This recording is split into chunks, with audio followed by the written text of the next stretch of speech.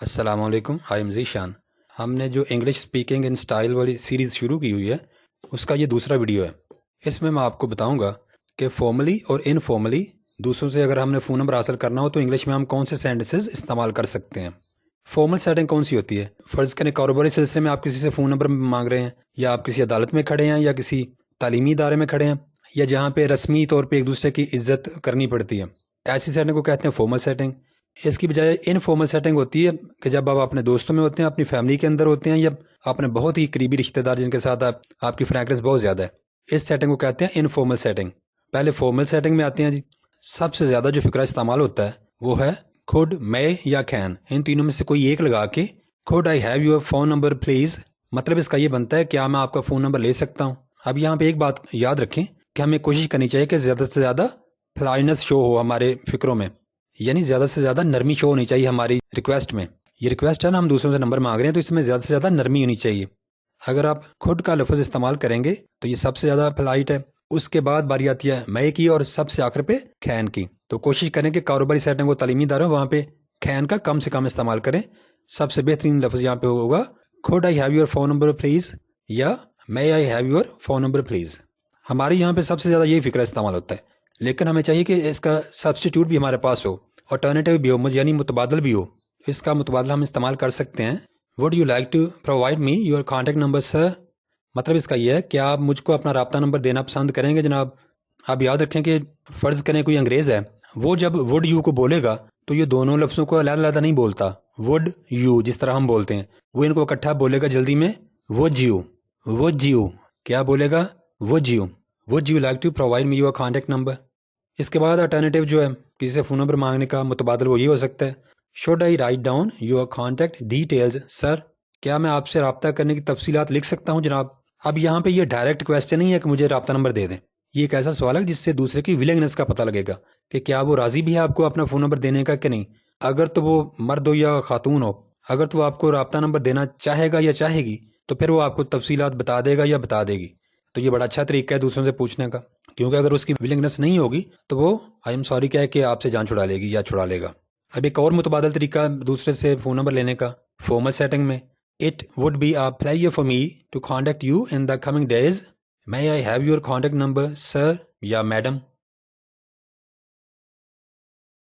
It would be a pleasure for me to contact you in the coming days. May I have your contact number, sir؟ آنے والے دنوں میں آپ سے رابطہ کر کے مجھے بہت خوشی ہوگی، تو کیا میں آپ کا رابطہ نمبر لے سکتا ہوں جناب یا میڈم؟ تو یہ مخاطب کی ولنگنس پہ ڈیپینڈ کرتا ہے، اگر وہ ولنگ ہے آپ کو نمبر دینے کا تو آپ کو دے دے گا۔ ایک اور متبادل would you be kind enough to allow me to write down your contact number sir in case I need to contact you in future۔ یہ بہت زیادہ پلائٹ ہے، بہت زیادہ مہذب قسم کا فکر ہے اگر آپ بول سکیں تو۔ جناب کیا آپ مجھے اپنا رابطہ نمبر لکھنے کی اجازت دے سکتے ہیں تاکہ اگر مجھے آپ سے آنے والے دنوں میں رابطہ کرنا پڑے تو میں کر سکوں۔ تو یہ بھی اس کی ولنگنس ہے، اگر اس نے آپ کو پرووائڈ کرنا ہوا تو آپ کو نمبر ملے گا، ادروائز نو ہو جائے گی۔ یہ تو تھے فکرے جو فارمل سیٹنگ میں۔ اب آتے ہیں انفارمل سیٹنگ میں۔ اس میں ہم سیدھے کہتے ہیں مجھے اپنا فون نمبر دیں، مینو اپنا فون نمبر دیو یا مینو اپنا phone number they, give me your phone number. یہاں پہ وہ کی پہلی فارم شروع میں آئی ہوئی ہے تو یہ ریکویسٹ سے زیادہ یہ حکم ہے، مینو اپنا فون نمبر دے فٹافٹ۔ اب یہاں بھی اگر یہ انگریز بول رہا ہوگا تو وہ گیو می نہیں بولے گا، ان دونوں لفظوں کو اکٹھا وہ بولتا ہے give me give me give me.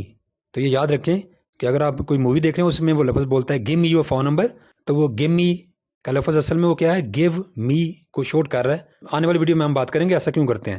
Give me your phone number, یہ آپ یاد رکھیں کہ گیو می کو گیو می۔ نیکسٹ والا ہے مجھے تمہارا یا مجھے آپ کا فون نمبر چاہیے، یا موبائل نمبر یا سیل نمبر۔ پنجابی میں ہم کہتے ہیں کہ مینو تہاڈا فون نمبر چاہیے یا مینو تیرا فون نمبر چاہیے، آئی وانٹ یور فون نمبر۔ یہاں بھی جب وہ کوئی انگریز بولے گا تو وہ ٹھیک کو سائلنٹ کر جائے گا، وہ بولے گا I want your phone number. Next والا مجھے اپنا سیل نمبر بتاؤ، tell me your cell or mobile number, tell me your cell number یا tell me your mobile number. یہاں پہ بھی یہ ریکویسٹ کم حکم زیادہ ہے کیونکہ فرسٹ فارم شروع میں آئی ہوئی ہے۔